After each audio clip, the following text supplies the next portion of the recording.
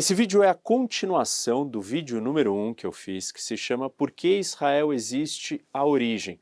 Lá eu comecei contando 2000 anos antes de Cristo, como que o território foi formado, o que aconteceu, até a partilha da ONU. Aqui esse é o mapa, né, da partilha da ONU, em 48. E agora, no vídeo de hoje, eu vou continuar essa história. Então, só lembrando da onde a gente parou. Eu mostrei para vocês aqui a partilha, né? Esse é o mapa. Apontei uma série de problemas e mesmo assim Israel aceitou a partilha, mas os países árabes e os palestinos não. Eu vou mostrar aqui no mapa para vocês o que aconteceu daí em diante. Israel então, quando aceitou, declarou a sua independência. E aí ela foi atacada por vários países árabes. Pelo Egito, pelo Iraque, pela Síria, pelo Líbano, pela Jordânia, com o apoio da Arábia Saudita, do Iêmen e da Líbia, além dos terroristas ou grupos terroristas palestinos aqui mais próximos na região. O objetivo dos países árabes e dos palestinos era eliminar o Estado de Israel, mas não só isso. Eles queriam exterminar os judeus da região.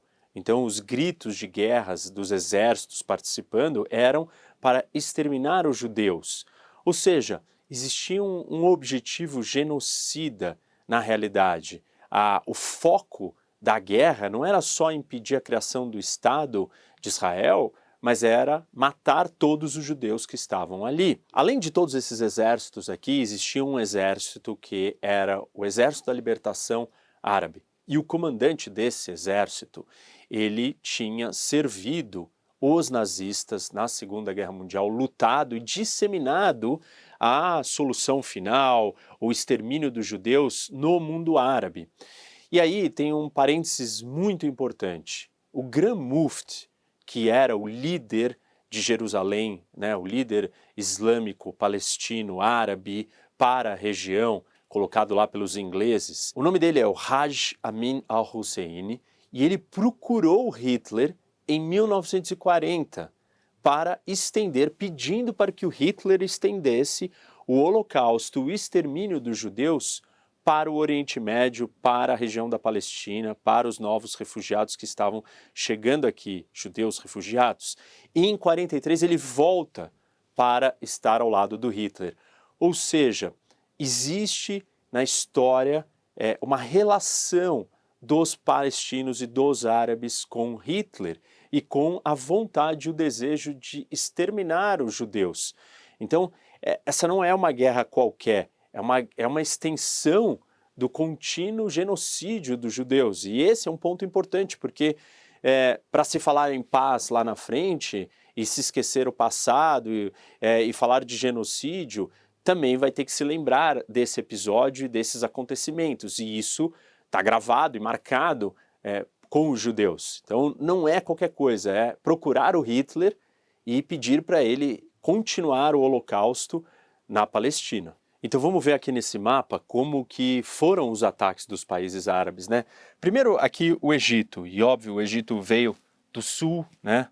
Do que seria o Estado de Israel, mas a Força Aérea Egípcia bombardeou uma das principais cidades, ou a principal cidade, que era Tel Aviv, bombardeando civis. Aliás, esse foi um padrão e segue muito bem a lógica do que eu acabei de dizer para vocês, que a intenção não era só impedir a criação do Estado, mas o extermínio dos judeus aqui. Como os judeus não tinham um exército formal, o foco de todos os ataques sempre foram contra alvos civis.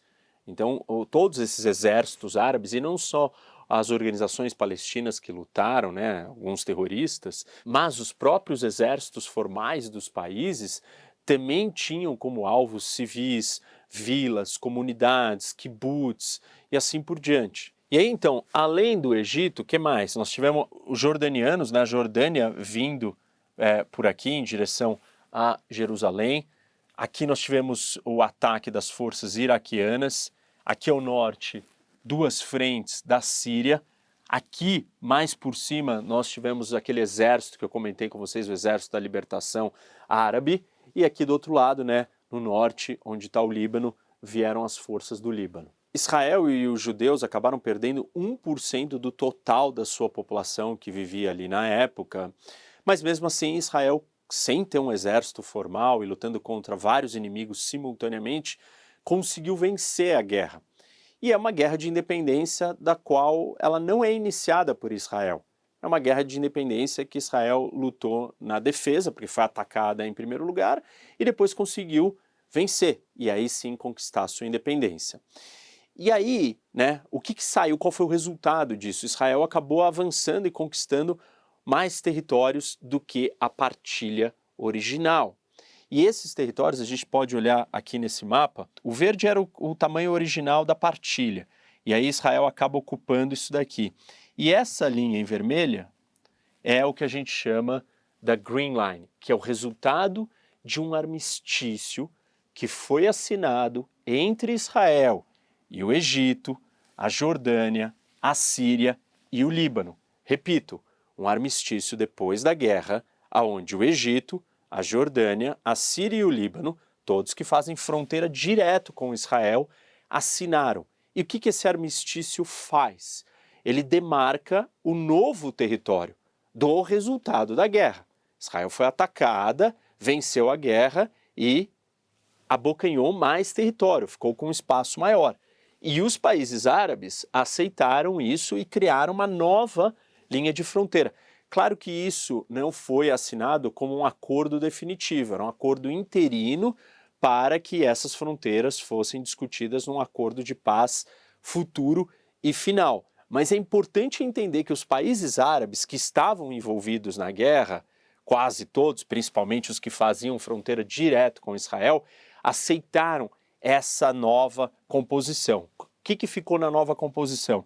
Aqui, Gaza. Lembra que Gaza ela era um pouco maior antes, ela não era Gaza, mas era o Estado palestino, ele vinha um pouco mais ao norte e descia um pedaço aqui no Negev. Perdeu, ele ficou desse tamanho ao invés dessas cores aqui.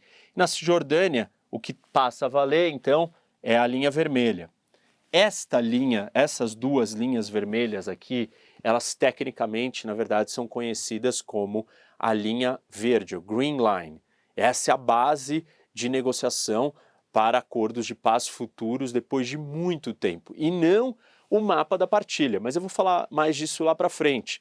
O que é importante é que esse cenário novo, ele é aceito e consolidado não só pelo armistício, como também todas as outras negociações de paz futuras, elas não voltam na partilha de 48, elas voltam na divisão da Green Line, que é o armistício depois da Guerra da Independência. Aqui tem um outro ponto importante. O que aconteceu então com esses territórios que seriam o Estado palestino?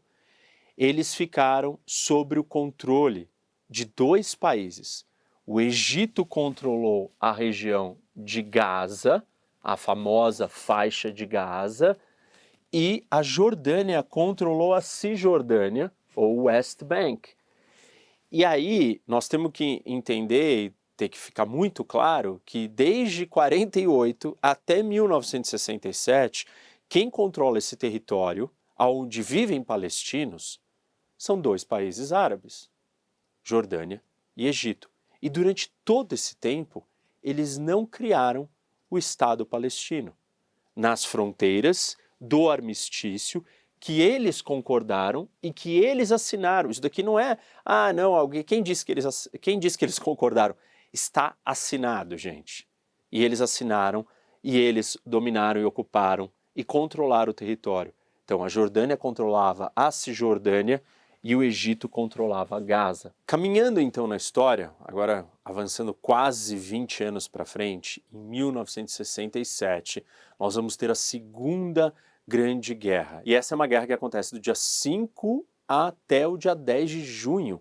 Uma guerra rápida, travada entre Israel de um lado e do outro lado nós temos o Egito, Iraque, Síria, Jordânia, auxiliados por Kuwait, Arábia Saudita, Líbia, Argélia e Sudão. E essa é a Guerra dos 6 Dias. Apesar de Israel ter disparado os primeiros tiros, todos concordam que quem iniciou a guerra foram o Egito, a Jordânia e a Síria. Porque o Egito decidiu aqui no estreito, tá vendo que aqui está o território de Israel, e aí tem esse golfo, chamado de Golfo de Aqaba, que é esse pequeno pedaço aqui, essa faixa de água que entra aqui e chega até a costa de Israel. Só que aqui, nessa parte, nós temos algumas ilhas e esse estreito aqui é chamado Estreitos de Tirã. O Egito fechou esse estreito, então Israel não tinha mais o acesso, aqui tem a cidade de Eilat, né? Ela não tinha um acesso para o mar por aqui. A comunidade internacional entendeu que isso era um ato de guerra e o próprio Nasser disse que ele sabia que ao fechar o Golfo de Aqaba, ele estaria declarando guerra a Israel e o objetivo era a destruição de Israel. Além disso, os exércitos árabes eles estavam se concentrando nas fronteiras de Israel e o plano era atacar Tel Aviv, atacar os civis e inclusive exterminar. Os serviços de inteligência de Israel tinham descoberto que eles estavam acumulando gás venenoso para usar contra a população civil israelense. A única dúvida que restava era saber a que momento, com que capacidade os exércitos árabes conseguiriam executar esse plano. Depois da diplomacia fracassar, Israel então entendeu que precisava agir e fez uma operação militar de ataque às bases aéreas egípcias, sírias e iraquianas. Tem um vídeo aqui no canal que se chama Operação Militar Secreta, que mudou o destino de uma guerra, que eu conto algumas das ações de inteligência que Israel tomou para essa operação de ataque às bases aéreas na Guerra dos Seis Dias de 1967. Ainda tem um outro país importante nessa história, que é a Jordânia. Lembra que eu comentei aqui com vocês, né, que a Cisjordânia tinha ficado com o controle da Jordânia. Israel não queria atacar a Jordânia e mandou várias mensagens para o rei Hussein dizendo, olha, nós não queremos entrar em guerra com você, nós não vamos te atacar a menos que sejamos atacados. Israel ainda reforçou que não tinha nenhum interesse sobre a Cisjordânia, até mesmo sobre o bairro judaico em Jerusalém, que estava sob o controle da Jordânia, onde está localizado o Muro das Lamentações, que é o lugar mais sagrado para o judaísmo. Mas a Legião Árabe iniciou as hostilidades, os ataques da Jordânia a Israel, e Israel não respondeu de imediatamente, só foi responder depois que outros bairros israelenses de judeus foram atacados. Israel acabou aceitando um cessar-fogo proposto pelo observador-chefe da ONU, mas a Jordânia não, e ela continuou atacando. E aí então Israel decidiu contra-atacar e acabou capturando a Cisjordânia e Jerusalém, que estava no comando da Jordânia. Então vamos olhar para o mapa e entender exatamente o que Israel acabou vencendo e conquistando de território com o resultado da Guerra de 67. Toda essa península aqui é a Península dos Sinais, daqui é território egípcio. Todas essas cores verdes foram conquistadas por Israel. Então todo esse território, aqui está Gaza, também foi conquistado por Israel, lembra? Isso daqui estava com o Egito, domínio egípcio. A Cisjordânia, que estava com a Jordânia, também foi conquistada por Israel. Jerusalém, que estava com a Jordânia, também foi conquistado por Israel. E aqui no norte, as colinas de Golã foi conquistado da Síria. Olha, aqui tem um ponto interessante, porque apesar das disputas com os palestinos por esses dois territórios, Gaza e Cisjordânia, Israel nessa guerra, o resultado dessa guerra, acabou controlando a península do Sinai, que é 3 vezes maior que o estado inteiro de Israel. Ou seja, uma área muito substancial, um território muito maior, e que se Israel tivesse interesse em expansão de território por expansão, esse território aqui valeria, não que ele seja um território bom, né, geograficamente falando, mas ele é um território muito maior do que o estado inteiro. E aqui nós temos uma discussão muito importante, porque baseado nessas conquistas de uma guerra defensiva, esse detalhe é importante, Israel tomou a iniciativa, mas como eu expliquei para vocês, os estreitos de Tirã foram fechados e aquilo foi entendido pela comunidade internacional como um ato de guerra. Inclusive essa era a intenção do líder egípcio. Então Israel deu o primeiro passo, mas ela já estava numa posição de defesa, né? Ou seja, então é uma guerra defensiva. Então Israel não inicia, mas se defende e aí conquista esses territórios. E aí, então, nós temos uma parte importante, porque vem uma acusação que Israel ocupou, né? Porque Gaza nem isso mais ocupava, mas ocupou Gaza, a Cisjordânia e as colinas de Golã injustificadamente, né? E mantém essa ocupação ilegal. E assim, dizer esta frase não conta o que aconteceu. Por isso que essas narrativas, elas são complicadas e problemáticas e não retratam a realidade. Quando nós simplesmente dizemos que Israel ocupa e sem justificativa, a gente não está descrevendo o que aconteceu. E quando não se descreve o que aconteceu, não dá para entender por que Israel está com esse território. Primeiro, foi atacado. Depois, ganhou a guerra. Ficou com o território. Ah, então vai continuar com o território? Não. E aí tem uma resolução muito importante do Conselho de Segurança em 1967, aprovada por unanimidade. Os 15 membros do Conselho votam a favor, que é a resolução 242. Essa resolução, ela vai servir de base para todos os acordos futuros, os que aconteceram e os que não aconteceram, inclusive uma negociação para a criação do Estado palestino, pois todas as negociações para a criação do Estado palestino se baseiam nessa resolução, na 242. E ela é de extrema importância. E ela fala de uma troca entre Israel e os outros países árabes e os palestinos. E a partir dessa troca, então, teríamos a paz. Eu preciso entrar no detalhe do texto da resolução para que a gente entenda exatamente da onde surgem certas acusações, certas narrativas e certas inverdades sobre o que aconteceu e o que a resolução diz e o que se espera que se aconteça. Aqui está a resolução, gente, como vocês podem ver, 22 de novembro de 1967. E aí a resolução estabelece alguns princípios.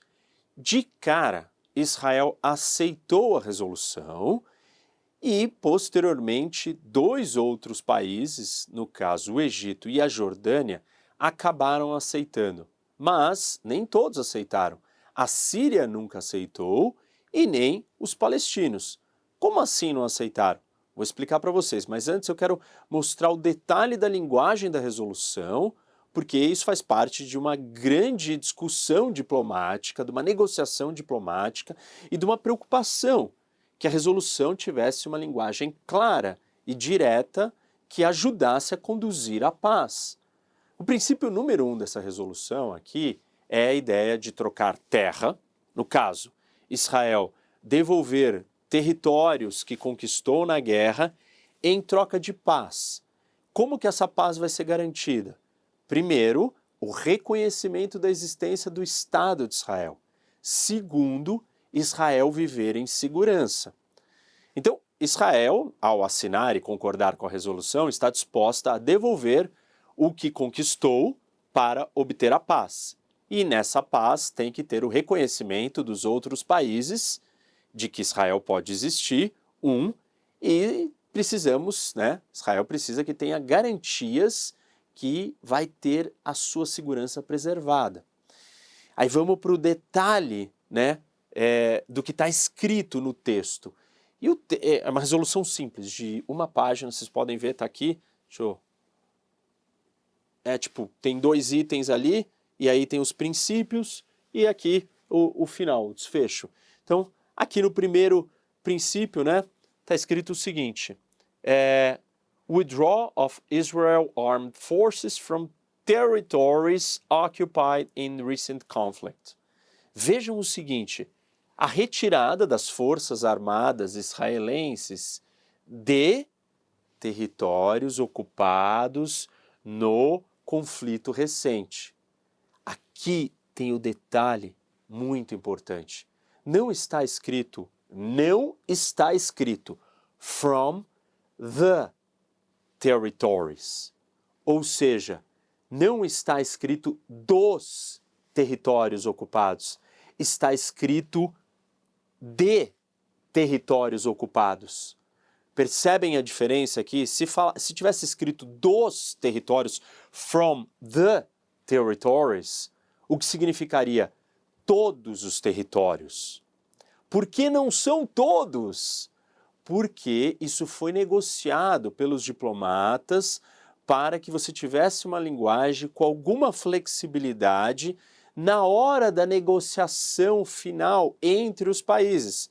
Isso daqui é uma resolução que ela abre o caminho e é a base para que você se chegue na paz. Essa paz tem que ser alcançada com cada uma das partes envolvidas. E aí Israel tem que entregar terra em troca de paz. Essa paz tem que vir nas seguintes maneiras: com reconhecimento e com segurança. Agora, se você estipular que é todos de um jeito, você coloca a negociação de uma forma muito rígida, e aí você não consegue ter espaço de criar um acordo de paz. E por isso foi colocado a linguagem desta maneira. E é exatamente isso que vai acontecer posteriormente. E um outro elemento do porquê retirar o artigo the aqui era para que nessas negociações, das quais Israel entregaria o território em troca da paz, Israel pudesse ter espaço para manter as suas fronteiras seguras. Talvez algum pedaço, em algum detalhe de algum dos territórios tivesse que ficar colocado com Israel ou de alguma outra maneira para garantir a sua segurança, dado a beligerância, dado a animosidade, dado os problemas com os países vizinhos. Então, isso daqui era parte dos princípios desse acordo todo. Inclusive, tem uma citação conhecida do ministro da Defesa de Israel, o Moshe Dayan, dizendo que ele estava esperando uma ligação do rei Hussein da Jordânia, logo após a guerra, para que se pudesse fazer a paz pela troca dos territórios. Essa ligação nunca aconteceu. Na verdade, isso vai acontecer lá na frente, eu vou contar para vocês depois que eu falar da próxima guerra, que é a de 73. Também não aconteceu do lado do Egito neste momento, que a resolução foi aprovada, e muito menos do lado palestino. Então, Israel aceitou e estava disposta a seguir os princípios da resolução, que diz claramente que ela tem que se retirar de territórios que ela ocupou em troca da paz, e a paz engloba reconhecimento da existência do Estado de Israel e a segurança das suas fronteiras. Isso está colocado aqui no segundo item, né? E aí ele explica, né, o fim das reivindicações e o reconhecimento do Estado para viver em paz e tal, com a sua soberania, integridade territorial, independência política. Coloca todos os elementos que precisam ser entregues pelas outras partes para que Israel devolva o que ocupou na guerra. Para resumir, como eu expliquei para vocês, essa resolução ela troca terra por paz. Mas aí, para ela avançar, os países precisam aceitar fazer a paz com Israel. E como eu também mencionei, eles não aceitaram, os países árabes não aceitaram. Inclusive, tem uma reunião dos países árabes no Sudão e dali saem os 3 famosos nãos. Não para paz com Israel, não para negociação com Israel e não para o reconhecimento da existência de Israel. Essa é a resposta dos países árabes. Os palestinos, por sua vez, criam e fundam a Carta Nacional Palestina, que diz que o Estado de Israel não pode existir, ele é ilegal, que a partilha não é reconhecida e que eles negam o direito do Estado de Israel existir. E vão continuar lutando, uma luta armada, para voltar e ocupar todo o espaço, todo o território, independente da partilha, que eles também não reconhecem, e entendem que é ilegal a existência de Israel ali. Então, tanto os árabes quanto os palestinos não aceitam a resolução 242, porque eles não estão preparados, eles não querem fazer a paz com Israel. Como eu disse, eventualmente isso vai mudar para alguns deles, mas não para todos. Dando sequência então na nossa história, nós chegamos à próxima guerra, que é a Guerra de 1973, conhecida como a Guerra do Yom Kippur. Yom Kippur é o dia mais sagrado para os judeus, é o dia do perdão, é um dia de jejum, e Israel é atacada nesse dia pelo Egito e pela Síria. Os dois países fazem um ataque surpresa nesse dia. A guerra para eles é chamada de Guerra do Ramadã, e a guerra tem dois objetivos. O primeiro deles é continuar com o projeto, com a ideia de retirar os judeus dali, matar os judeus, e assim, é uma guerra de conquista e dominação, como foram as outras. E o segundo objetivo é recuperar os territórios da guerra anterior, que é a de 67. Israel foi pego de surpresa e percebeu que mesmo quando tinha vantagens, né, lembra que Israel tinha todo o território do Sinai aqui ocupado, mesmo com essa extensão territorial, ainda assim correu risco e ficou numa situação muito ruim, porque foi uma das guerras com maior número de baixas de soldados israelenses, e, além disso, tanto egípcios quanto sírios miraram em civis israelenses, seguindo o padrão das outras guerras, como eu já comentei com vocês. Tem algumas lições que Israel aprende depois dessa guerra. Primeiro, porque ela é pega de surpresa, e depois, porque a consequência dessa guerra vem de uma vitória muito grande por parte de Israel. Então, nem mesmo uma grande vitória de Israel impede os seus inimigos de estarem preparados para partir novamente para o ataque. E aí, duas coisas Israel percebe. Primeiro, os riscos para os países árabes são muito menores do que para Israel, porque eles são maiores que Israel, têm mais população. Então, mesmo que eles percam uma guerra, eles não correm o risco existencial de deixar de existir. Por isso que, depois de perder uma guerra, eles partem para uma segunda guerra, perdendo novamente, porque no final, apesar da dificuldade que Israel sofreu na guerra de Yom Kippur, acaba saindo vitoriosa, mas passou por um grande apuro. Mas os países árabes perceberam que eles não têm muito a perder, porque não existe uma ameaça existencial em entrar em guerra com Israel. Enquanto para Israel isso não é verdade. A ameaça é existencial. E o segundo ponto é que qualquer líder árabe que tiver a possibilidade de entrar em guerra, ainda mais vencer, será elogiado, será aclamado pelas massas e pelos outros países. E, por outro lado, se ele não tentar, ele deve ser punido por simplesmente não ter confrontado Israel. E aí a conclusão dessas lições é que Israel entende que, mesmo que tenha vantagens, mesmo que tenha vencido a última guerra, tenha conquistado o território, não importa o que aconteça, Israel tem que sempre manter uma capacidade militar muito superior a todos os outros vizinhos juntos, para que eles percebam que não vão ser bem-sucedidos em exterminar, acabar, conquistar por completo, expulsar ou matar todos os judeus que moram ali.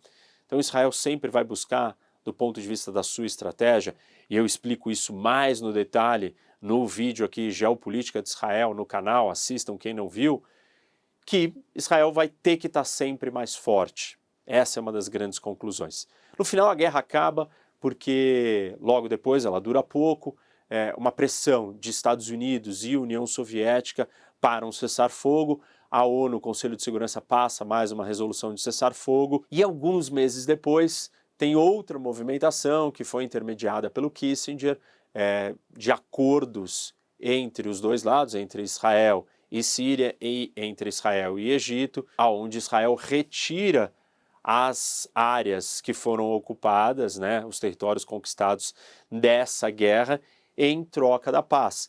Então, aqueles princípios que eu citei para vocês há pouco, da Resolução 242, que estabelecem a ideia, o conceito de troca de terra por paz, começam a ser colocados em prática aqui numa escala pequena. Por quê? porque ainda não tem o elemento do reconhecimento da existência de Israel, não tem um acordo definitivo de paz.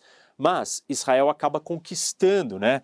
E aqui, colinas de Golã já estavam com Israel. Vocês podem ver aqui, isso daqui já era da Guerra de 6 Dias. Mas esse outro pedaço marrom escuro aqui, mais adentro do território da Síria, ele já está muito próximo da capital da Síria e é um território que Israel conquista depois da Guerra do Yom Kippur. Neste território aqui que vai ser devolvido meses depois da resolução do cessar-fogo, com a intermediação do Kissinger. Então Israel se retira por completo deste outro marrom escuro, volta para as fronteiras de 67 em troca da paz aqui com a Síria. A Síria concorda. A mesma coisa vai acontecer aqui no Sinai.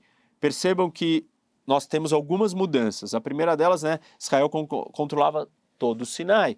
Percebe que o Egito consegue avançar, atravessar o canal Suez e ocupar essa faixa aqui do lado à direita do canal, ao leste do canal, nesses dois pedaços. E Israel acaba ocupando um outro território do outro lado do canal, dentro do mais próximo da capital, do Cairo, uma distância de 100 quilômetros da capital. Israel vai entregar, vai devolver, vai se retirar deste pedaço de terra para essa percepção, essa troca por paz que vai começar. Ainda vou explicar para vocês dos acordos definitivos e aí sim o começo da implementação da resolução 242 do Conselho de Segurança. Tem alguns outros elementos importantes e relacionados com isso daqui que são de relevância para a política no mundo ou para a geopolítica no geral. O primeiro deles é que o Egito ele fecha o canal de Suez de 67 até 1975. Porque, lembra, aqui 73, essa guerra aqui é do Yom Kippur. Na guerra de 73, o Egito consegue capturar o território do outro lado da margem do canal. E com isso, então, ele vai reabrir o canal, né? E as hostilidades aqui já estão cessando, já pararam, Israel se retirou desse território. Antes, quando Israel controlava a margem direita do canal, o Egito não permitiu que o canal ficasse aberto, porque ele tinha receio que Israel ia usar, e óbvio, existia um confronto ali. Aconteceram algumas coisas curiosas, para dizer o mínimo, né? Aqui no canal, quando ele foi fechado, tinham 15 navios que estavam cruzando o canal. E o Egito fechou, e esses navios ficaram presos por 8 anos lá dentro. Abandonaram os navios e eles ficaram lá largados. Essa é uma das coisas aí. Eu tenho um vídeo aqui no canal só sobre o canal de Suez, é um dos maiores vídeos do canal, assistam, a geopolítica do canal de Suez. Outra coisa que acontece depois dessa guerra, né, da guerra de 73, da guerra do Yom Kippur, é o embargo de petróleo. E esse embargo são os países árabes parando de vender petróleo para os Estados Unidos. O preço do barril do petróleo quadriplica e transforma o mercado de energia de petróleo no mundo inteiro. Esse é um dos grandes episódios. Muita gente também está comparando uma das possíveis consequências da guerra atual do Hamas contra Israel, do ataque do dia 7 de outubro de 2023, com a guerra do Yom Kippur. Primeiro porque foi um ataque surpresa, depois porque muitos israelenses morreram. Uma das possíveis consequências, né, a analogia ou a comparação fala de um problema na questão energética, se o Irã entrar na guerra e assim por diante. Mas o ataque do Hamas de 2023, ele está ligado com essa data, exatamente na comemoração, no aniversário de 50 anos da guerra, porque ela se inicia no dia 6 de outubro de 73. E aí no dia 7 de outubro de 2023, 50 anos depois, o Hamas faz o maior atentado da história de Israel. Aquela realidade do terra por paz, ela vai mudar em 1979 com o primeiro acordo de paz entre um país árabe e Israel. Esse acordo é entre o Egito e Israel. Na verdade, isso começa em 77, quando Sadat, presidente do Egito, vai visitar Israel. E aí depois, no ano seguinte, 78, nós temos o Camp David, no qual Menahem e o Sadat sentam para negociar um acordo de paz mediado pelo Carter nos Estados Unidos. E aí então em 79 é assinado o acordo. E seguindo aquela lógica da resolução após a Guerra dos 6 Dias em 1967. E aí o acordo é o seguinte: Israel vai devolver a terra. Qual terra? A península do Sinai, que estava ocupada. E aí o acordo tem que ter aqueles elementos que eu comentei com vocês: a paz e o reconhecimento de Israel e a questão da segurança de Israel, a segurança da sua fronteira. A paz é concordada, o reconhecimento ele acontece, inclusive o Sadat vai para Israel, visita Israel, chega lá e é recebido o primeiro líder árabe a chegar no Estado de Israel e reconhecer. Isso é muito difícil na época, um movimento muito ousado, né, que o Sadat faz. E aí tem a parte das fronteiras, e isso é colocado num acordo. E agora eu vou mostrar para vocês como que essas fronteiras foram divididas para que a segurança de Israel fosse preservada. E esse assunto, gente, ele é de extrema importância porque ele é fundamental para entender um acordo de paz futuro com os palestinos. A criação de um Estado palestino vai ter que incorporar elementos parecidos com esse de segurança para Israel, dado o histórico de não aceitação, de invasão, de guerras. E aí vocês vão entender o que acontece aqui e vão entender lá na frente quando eu citar no final um pouco dos obstáculos para um acordo de paz, e um deles tem muito a ver com essa questão da segurança e com as mudanças de fronteiras. Então vamos olhar para esse mapa.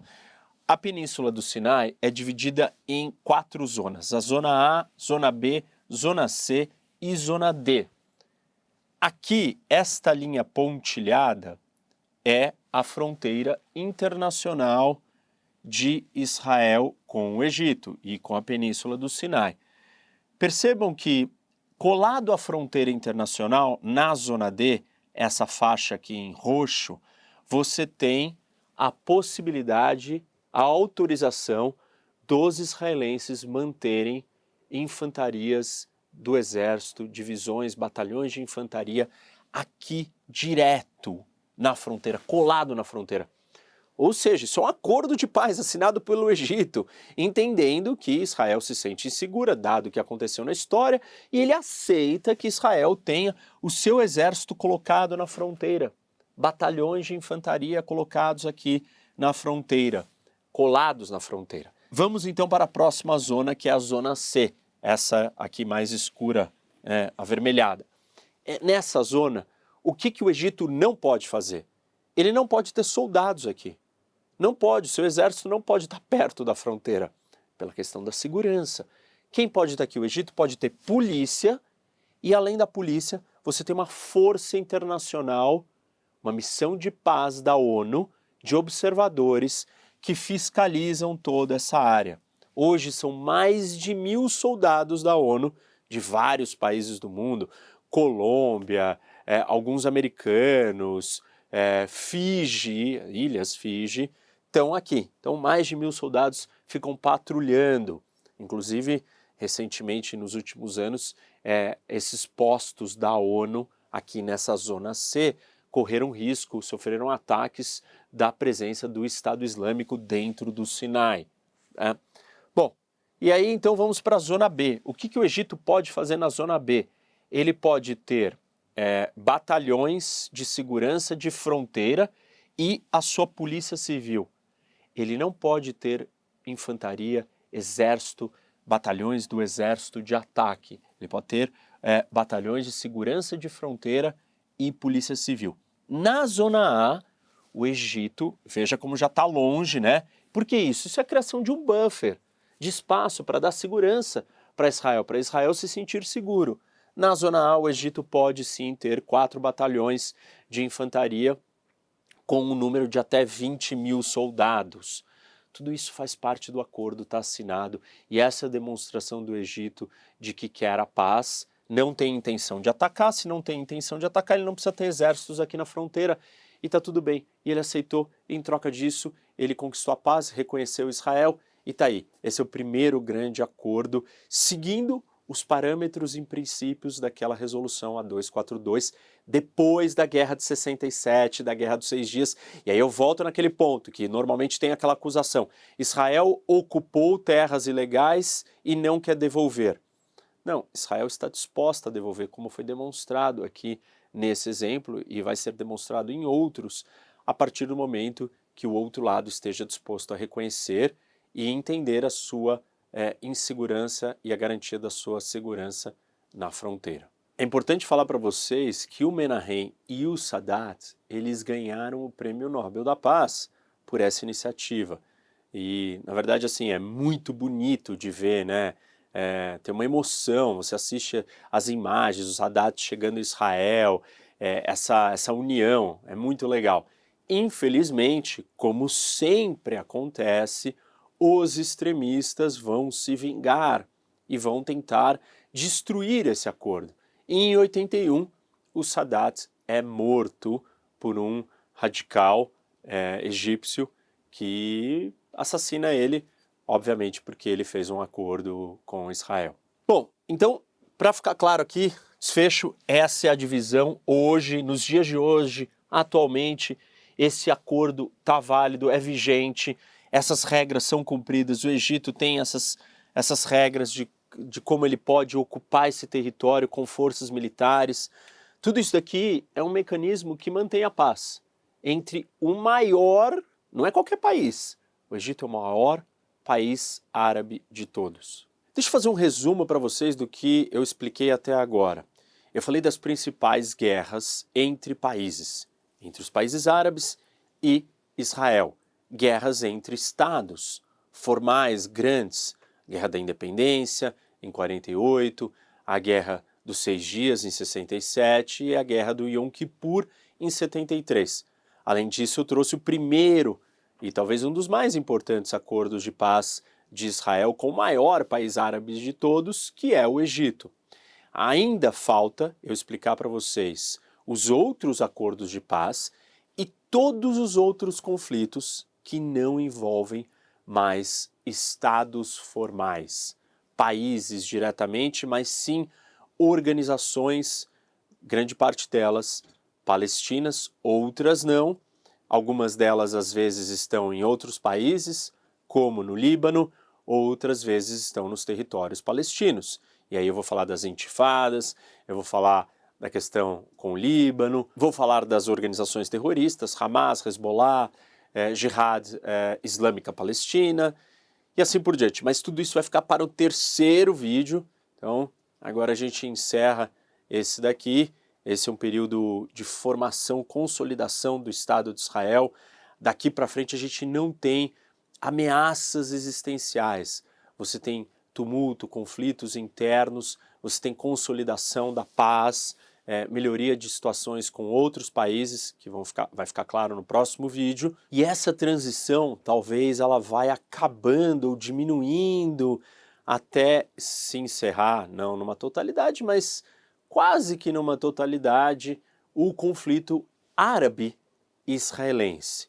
E vai ganhando mais força e vai sobrando o conflito palestino-israelense. Mas isso tudo eu vou explicar mais no detalhe no próximo vídeo. Espero que vocês tenham gostado. Dá like, compartilha, muito importante você indicar esse vídeo para outras pessoas.